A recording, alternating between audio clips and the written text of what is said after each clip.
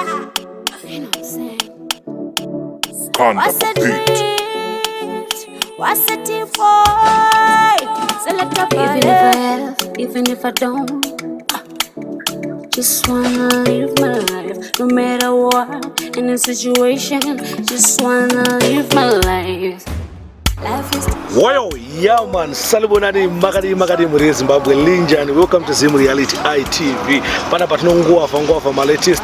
Patinongwa nyaya dzinenge dzichipisa kuzora nhasi ndiri with artist Afro dance and ndinaro pana apa ndinaro interview munyatsoriziye kuti anombozvifambisa sei anozvigona sei akatanga kuimba rini zvakawanda makwesheni andinawo pana apa anofanira kuziya muri yeZimbabwe. Saka chekutanga ndinongoti welcome to Zim Reality ITV my king. Yeah man, makadi muri yeZimbabwe. Aiwa, still right. Yes sir. Tinofara kunge tiri pano. Yeah man. King man, akubvunza kuti mungodza vanhu kashoti background kuti ndimani munobvunzani. Yeah. Okay, zita remangoma mustudio kana pa stage ndinoitwa Zoovie K. Right. And then pari pa birthday kuberekwa ndinoitwa Terence Mutizwa. Ndakazvora mabhuku.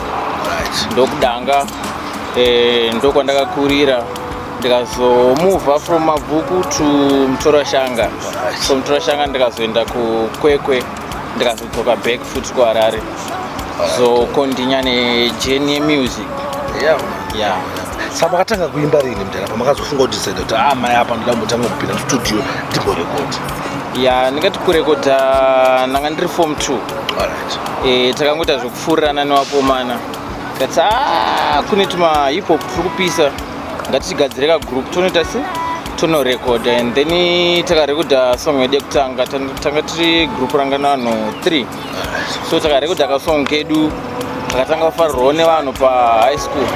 So from there 2014 takangoramba tichingopusha ndopa ndakazotanga kudzidzirawo kurowo masingles ndiri 1 till now ndakunyatsokwanisa kunyatsoti aiwa ndamugemu zveshuwa. Alright, mudhara munozati mudhara zvinhu zvese unenge wazviwana. Yes. Saka makatanga kuimba inspiration mama inonga kunani ndinani kuinspire music. Yeah, music ndingati ndakainspirewa naTakura naT-Gonz.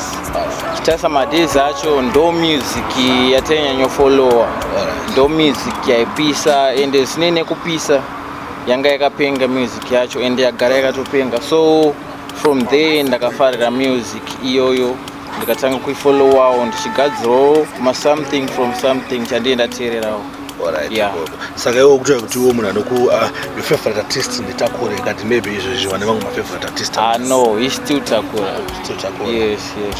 Alright, kune vamwe vakaita sana Terra Africa ya music yavo ndinofollowa ndinonakirona isingaiti. Alright. Yes. Aiwa, ipapo ndapanzwisa mudhara again. Ndiyasa kuti next question yangaida kukubvunzai ndeyekuti chii mudhara. Saka mudhara imimi alright maproducers amuri kushanda nawo so far ndapi? Yeah, so far ndingati kubva ndapinda ndakagadzira song yainzi Hustling ndiya 2019 ndaigadzira naSibstar wekulawayo. Tagadzira song yakagadzirwa naproducer anonzi Nati Mselebo.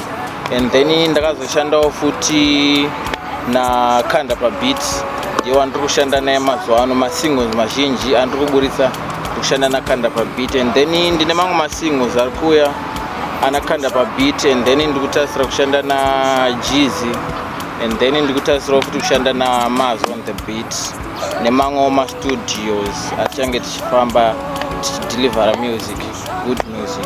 Alright. Komudhara tipa maproducer ipapo ndokuproducer munofungidzai kuti maybe izvo zvine level andinaro nemagadzari ari kuita mangoma but kune mamwe maproducers mahomba unofunga kuti maybe ndakambatawo ndakashanda naye music yangu inobuda sounding yakaipa pamaproducers atinawo.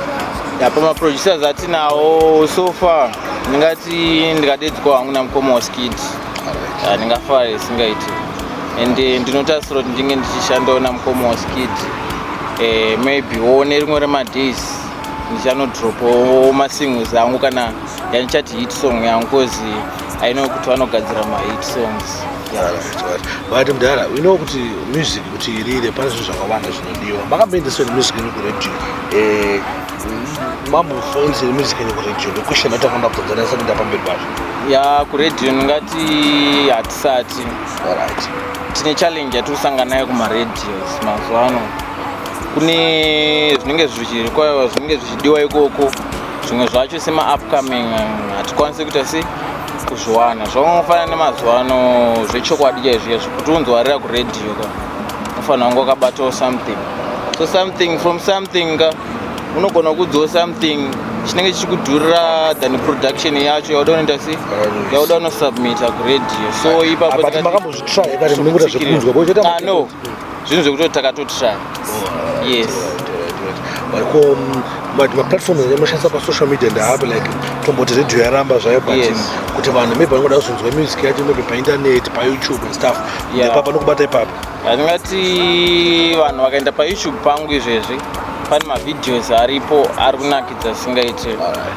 akadirectwa nadrift ernest so far pane mavideos aripo akawanda so vakaenda payoutube channel pangu pakanzi Zoovie Terence vanoona mavideos aripo and then music tine WhatsApp platform tine magroups aripo pawhatsapp number i 07846177787 tine madjs edu amazuva ano ariko anosenda music even through WhatsApp so pamaplatforms mazhinji pawhatsapp ndingati iri kuwanika even vakabata panhamba idzodzo tinokwanisa kusenda music futi tinoshare even maCDs aripo futi muri Zimbabwe ndofo muri kuzvinzwa zvitowa nemukomana akuita kuti nhamba dziri pascreen dzirizo nhamba dzanobatika saka pachinge paine anozoda music yake ada kumubhuka for mashows ada kuimbirwa song maybe mwangu aida kuacta aida kasong andase angati kuti radio vanongokubata panhamba any business vanongotibata panhamba dziri pascreen namba dzinobatika mukomana music yake iri payoutube iri pachim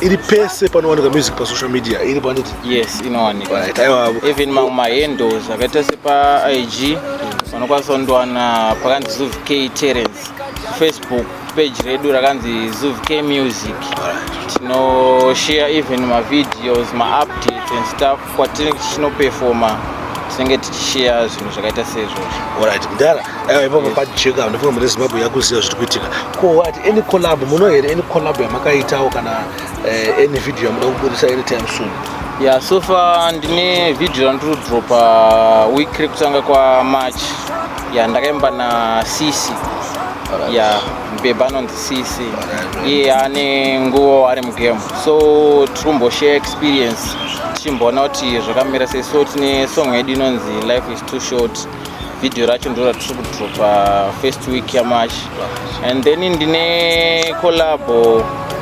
naDjsparks but madates asati akuziva kuti tichaiburisa rini so far pane rimwe collabo futi naVanchoga richange richiuya so tichange tichikuzivisai tiri kufamba sei aiwa hapo good news izvi zvinonakidza zvinofadza zvamukutaura mudara aiwa ndinoda kutenda saka mudara imimi muri kuona music yenyu iri palevel ipi maybe for the next 2 years for the next 5 years mukuona masvika palevel ipi for the next 2 years ndichitosanganisira nero ratatotanga iri nditoona kutoti music yangu yakutoita ichipinda muvanhu even following ndikwanisa ndatoshaira ndotenda sei vanhu vari kufollowa toona kuti aiwa pane something different so pamakore ari kuteera ndichange ndichasirotwo ndichange ndakutoretwawo even pamayoungsters pamabest youngsters muno muZimbabwe ndichange ndakuretwawo ndiripo music yangu yakuteerwawo even Africa yese yakufamba yakutenderera aiwa good news last question andina ndida kubvunza kuti bozi kuna kuine maslay queen anenge achiona are you married muna munhu wese kana kuti amaya mukomana achiri single aiwa akachirika mukomana akachirika mukomana so mukomana ari single and asati asechi akangori single aiwa iri bob ndafara kutaura nemi and I hope muri Zimbabwe manzwa zvachiitwa nemukomana chati amaya ngatisapotei local music ngatimusapotei manhamba dzake ndo dziri pascreen idzo uyezve masocial media ndo zvake amataura ndo panobatika music yake let's support our local music aiwa thanks king for coming Zimu Reality ITV muchiudzawo vanhu zviri kuitika zvakakosha izvozvo I wish you the best king to maybe over the next 2-3 months takutonzwa kuti maya ka next stage akutotora pamwe mazawadi akaipa. Yes. Thank you King, I'm humbled for staying by. Thank you so much, my brother. Thank you Zimbabwe. Ava. Pink Art Graphics.